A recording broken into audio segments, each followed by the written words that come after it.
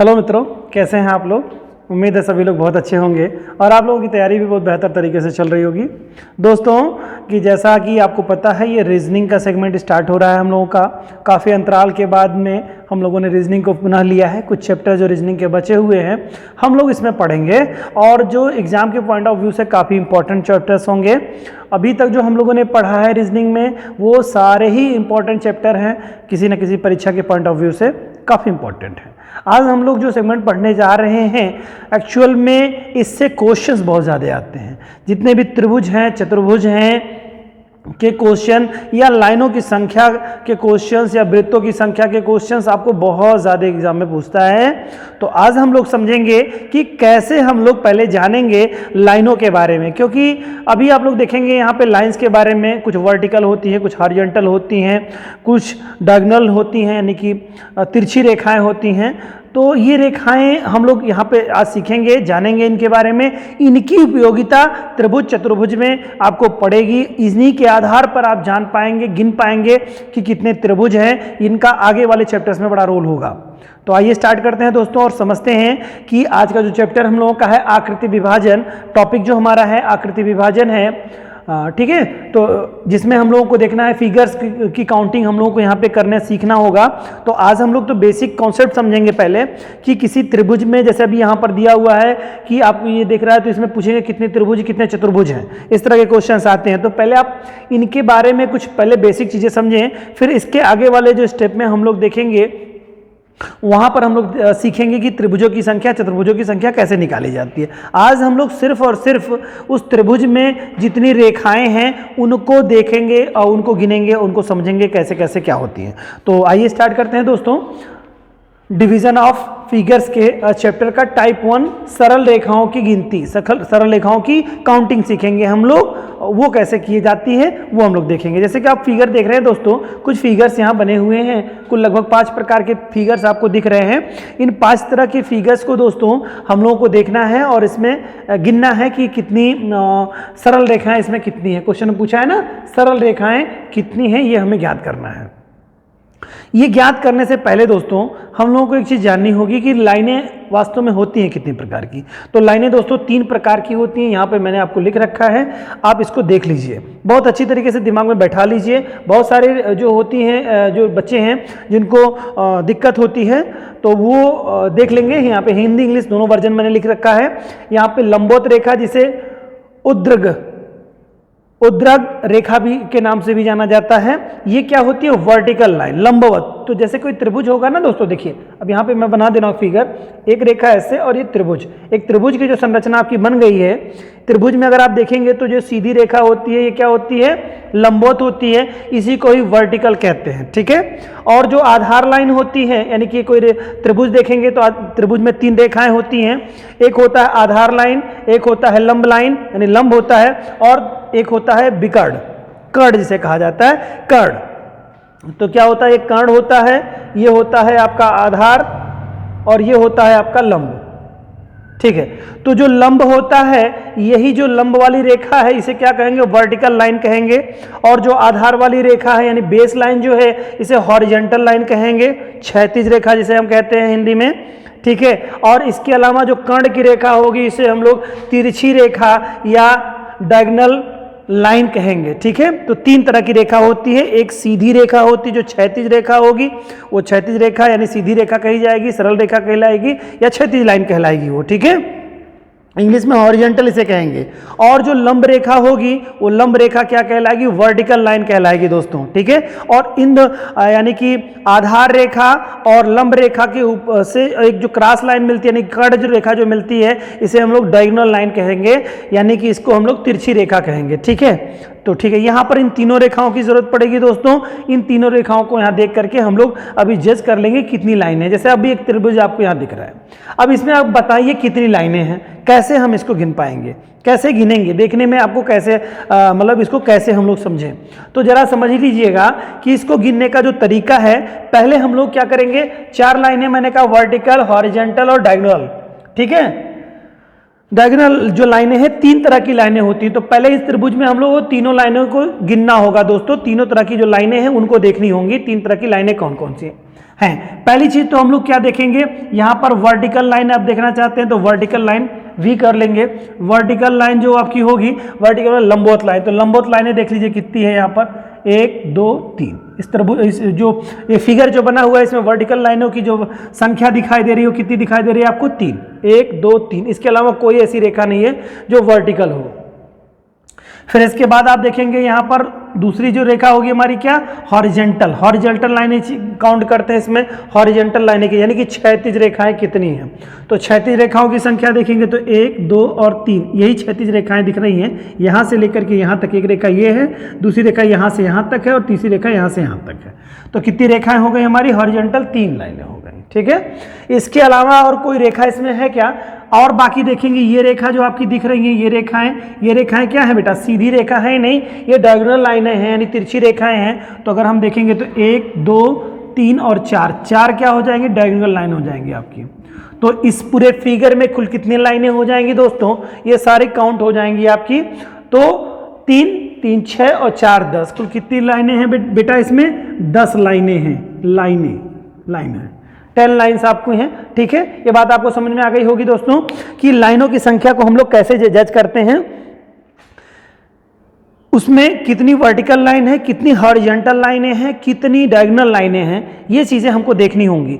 यही डायगोनल लाइनें, यही हॉरिजॉन्टल लाइनें, यही वर्टिकल लाइनें आपको मदद करेंगी फिगर को पहचानने में, फिगर को काउंट करने में। जब किसी फिगर को आप काउंट करेंगे, त्रिभुज को आप जब गणना करेंगे तो वहां पर आपको तुरंत देखते ही समझ जाएंगे कि ये तो क्या है, डायगोनल लाइनों से ये कोण बन रहा है, ये त्रिभुज बन रहे हैं डायगोनल लाइनों से। ठीक है, हॉरिजॉन्टल लाइनों से कितने बन रहे हैं और वर्टिकल लाइनों से कितने बन रहे हैं, आपको काम करेगा। तो इसमें कितनी लाइनें हैं दोस्तों, 10 लाइनें हैं। दूसरे में देख लीजिए कितनी लाइनें आपकी हैं। तो सीधे सीधे देखिए, पहले आप क्या करेंगे, कोई भी लाइन कर, चाहे हॉरिजॉन्टल या आप वर्टिकल या डायगोनल कोई भी लाइन ले सकते हैं, लेकिन स्टार्टिंग जो हम लोगों ने वर्टिकल से की है तो वर्टिकल कर लेते हैं। वर्टिकल लाइनों की संख्या देखिए कितनी है, वर्टिकल मतलब लंबवत लाइनें, लंब लाइनें कितनी हैं, 1 2 3। इसके अलावा कोई दिख रही है, नहीं दिख रही है, 3 लाइनें हो गई। फिर हॉरिजॉन्टल लाइनों के बारे में देख लेते हैं। तो हॉरिजॉन्टल लाइनें 1 2 एंड 3, 3 ही हॉरिजॉन्टल लाइनें भी दिख रही हैं आपको। हॉरिजॉन्टल लाइनों की संख्या भी 3 ही है आपकी। इसके अलावा देखिए जो भी रेखाएं आपकी हैं वो क्या, डायगोनल लाइनें हैं। कौन कौन सी डायगोनल लाइनें, 1 2 3 4, जैसा कि पहले वाले फिगर में था। इसके अलावा देखिए एक लाइन आपकी ये भी दिख रही है और दूसरी लाइन ये भी दिख रही है। तो ये कितनी हो जाएगी दोस्तों, 5 और 6। तो कुल टोटल डायगोनल लाइनों की संख्या क्या है, 6 हो गई। तो कितने हो जाए, 3 3 6 और प्लस 6 बराबर क्या, 12 लाइनें हैं इसमें। लाइनों की बात कर रहा है, लाइनें देखिए आप काट के नहीं कर सकते दोस्तों।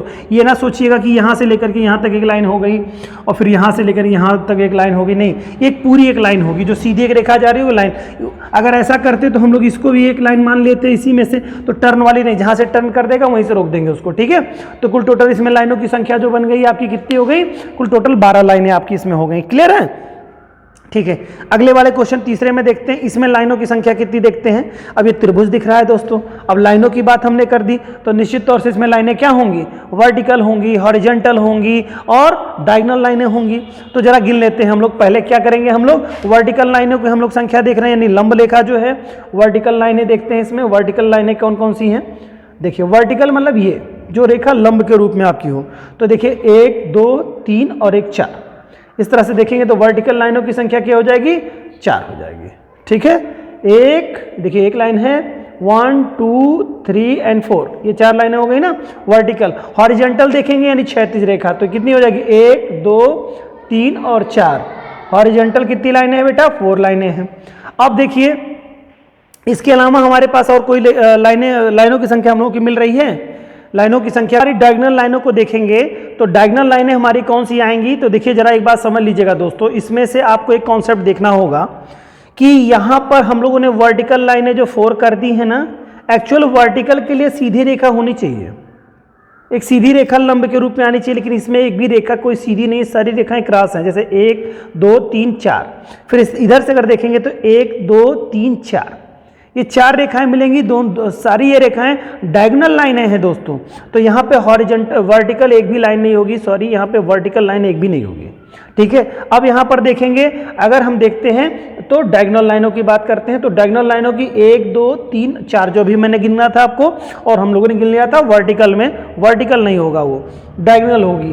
फिर इसके बाद में इधर से देखेंगे 1 2 3 और 1 4, ये 4 रेखाएं हो गई, यानी कि 4 इधर से और 4 इधर से, तो कुल टोटल डायगोनल लाइनों की संख्या कितनी हो गई? 8। तो 8 डायगोनल हैं और 4 कितनी हैं? हॉरिजेंटल हैं। तो 8 4 कुल कितनी टोटल हो गई? 12 लाइनें हैं किसमें? इस वाले त्रिभुज वाली संरचना जो बनी है, इसमें लाइनों की संख्या जो आप देख रहे हो कितनी है? 12 लाइनें हैं। 8 लाइनें हमारी डायगोनल हैं और 4 लाइनें हमारी क्या हैं? हॉरिजेंटल हैं। 36 रेखाएं हैं, 36 लाइनें हैं। क्लियर? ठीक है। अब आइए इसमें देखते हैं नेक्स्ट वाले चौथे वाले फिगर में। इसमें क्या कह रहा है? इसमें भी हम लोगों को देखना होगा वर्टिकल लाइनों की संख्या, फिर हॉरिजेंटल लाइनों की संख्या, फिर हम लोगों को डायगोनल लाइनों की संख्या देखनी होगी। अब देखिए इसमें क्या है, पहला वर्टिकल यानी कि जो लंब रेखा के रूप में हो, कौन कौन सी रेखा है? एक लाइन ये हो गई, दूसरी लाइन ये हो गई, तीसरी लाइन ये हो गई, और कोई दिख रहा है आपको? देखिए जरा, 2 और 3 कोई रेखा दिख रही है आपको जो कि सीधी हो? नहीं है ना? तो कितना हो जाएगा? वर्टिकल लाइनों की संख्या कितनी हो गई? 3 हो गई। क्लियर है? वर्टिकल लाइनों की संख्या 3 हो गई। अब क्या होगा? हॉरिजेंटल लाइनों की संख्या देखिए तो 1 2 3 4, क्या दिख रहा है आपको? 4 लाइनें दिख रही है ना, 1 2 3 और 1 4, ये कुल टोटल लिख रही है कितनी लाइन दिख रही है? 4 लाइनें दिख रही हैं। ठीक है।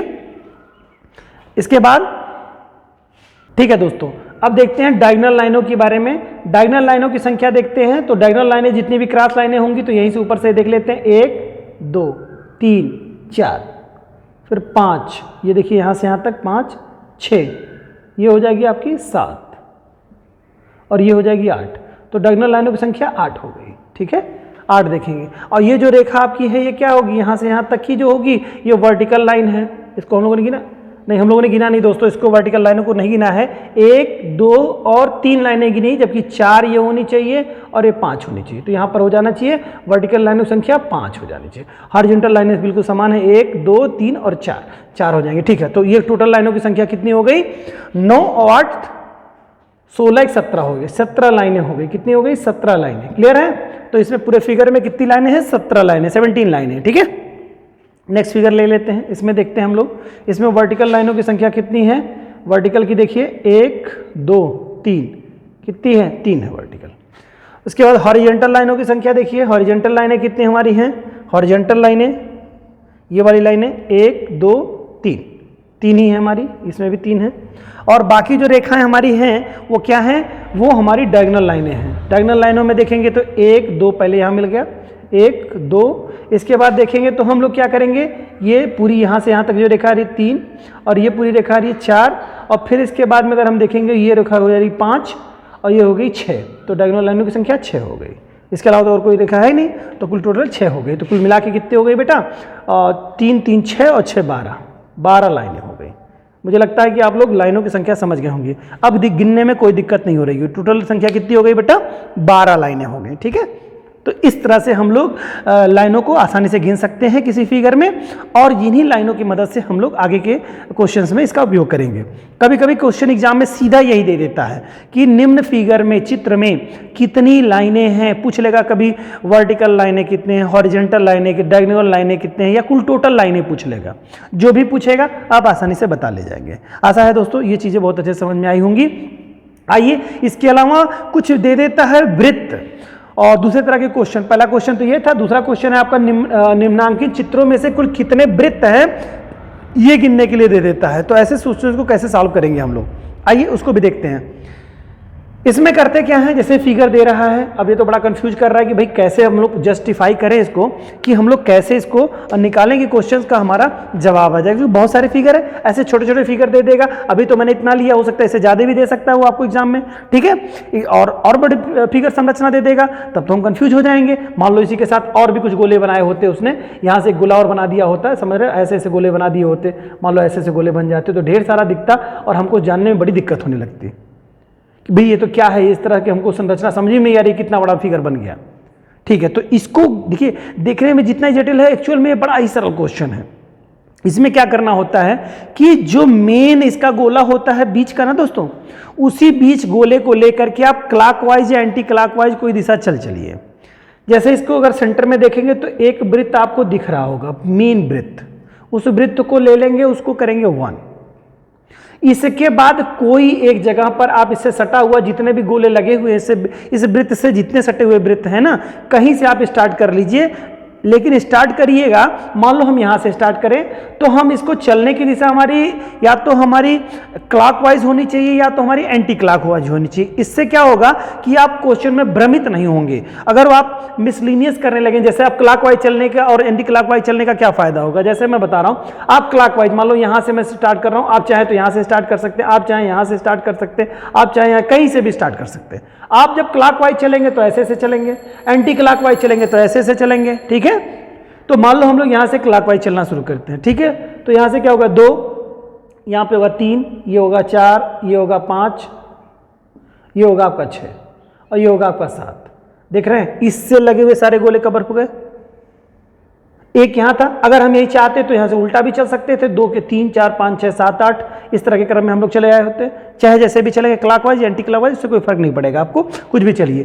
तो इसको जब चलेंगे, इसके बाद ये फिगर अंदर के कवर, मेन फिगर और मेन फिगर से लगे हुए सारे गोले, मेन वृत्त और वृत्त से लगे हुए सारे वृत्त, तो कितने वृत्त लगे हुए, कुल 7 संख्या हुई और एक इसकी, तो कुल मिला के एक वृत्त के साथ 6 वृत्त जुड़े हुए हैं।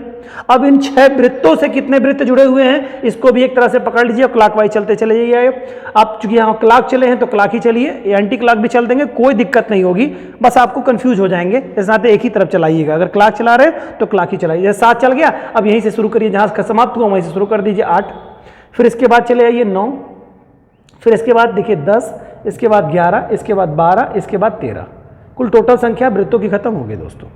इसके बाद का अगर क्रम होता तो फिर आप क्या करते, 13 के बाद फिर क्लॉकवाइज ही चलते। अब यहां पर हो जाता क्या 14, ये हो जाता 15, इसके बाद में अगर मान लो यहाँ फिगर एक और होता है तो 16 हो जाता, 17 हो जाता, एक 18 हो जाता और 19। कुल कितने वृत्तों की संख्या हो जाती है दोस्तों, 19। बहरहाल जो फिगर दिया था कितने वृत्त आ रहे थे इसमें 13, तो कितना हो जाएगा 13। कुल कितने वृत्त हैं, क्वेश्चन में पूछा था कुल कितने वृत्त हैं 13, और बाद में मैंने जो ब्लू मार्कर से बना दिए हैं उनमें अगर ले लेंगे तो हमारे कितने हो जाएंगे 19, ठीक है, 19 हमारे हो जाएंगे। समझ में आ रही दोस्तों। तो कभी भी बड़ा वृत्त देख करके उलझिएगा मत, डरिएगा मत। उसको करना क्या होगा, आपको कोई एक पॉइंट में जो मेन सेंटर का वृत्त होगा उसी को आधार मान लीजिएगा और एक तरफ से चलते चले जाइएगा। और अगर आप, कोई जरूरी नहीं कि आप सेंटर सही माने, आप चाहें, यदि आप चाहें तो आप बाहर से भी कोई पकड़ लेते, आप यहीं से ले लेते, किसी भी वृत्त को कहीं पर भी रख देते, बाहर के वृत्तों से भी चलते, लेकिन क्लॉकवाइज या एंटी क्लॉकवाइज चलना होता आपको, तो भी आपका हो जाता है। यहां से अगर आप मान लो 19 है, 19 को 1 मान लेते, 2 3 4 5 6 करते, फिर इसके बाद वाले क्रम में आते, फिर इसके बाद के क्रम में आते और लास्ट में 1 पे आ जाते आप, तो कोई दिक्कत नहीं होती। चाहे जैसे कर ले आप, चाहे बाहर से आप चलते हुए अंदर पे आए या अंदर से बाहर। वैसे आसान होता है क्या, अंदर से बाहर की तरफ जाना, वहां से आपको दिखता है और चीजें आपको बहुत अच्छे से समझ में आ जाती हैं। तो उम्मीद करता हूं दोस्तों कि जितनी भी वृत्त में लाइनें होती हैं, वृत्तों की काउंटिंग करना और लाइनों की संख्या को ज्ञात करना बहुत आसानी से आप लोग समझ गए होंगे। अब कोई भी संरचना आपको दिख रही है तो कितनी वर्टिकल, कितनी हॉरिजॉन्टल और कितनी आपकी डायगोनल लाइनें हैं, ये आप आसानी से निकाल लेंगे। उम्मीद करता हूं दोस्तों कि एग्जाम में आपको बहुत हेल्प करेगा और कॉन्सेप्ट आपको बहुत अच्छे से समझ में आया होगा। मिलता हूं नेक्स्ट वीडियो में कुछ नई चीज़ों के साथ, तब तक के लिए दोस्तों अपना ख्याल रखिएगा। जय हिंद।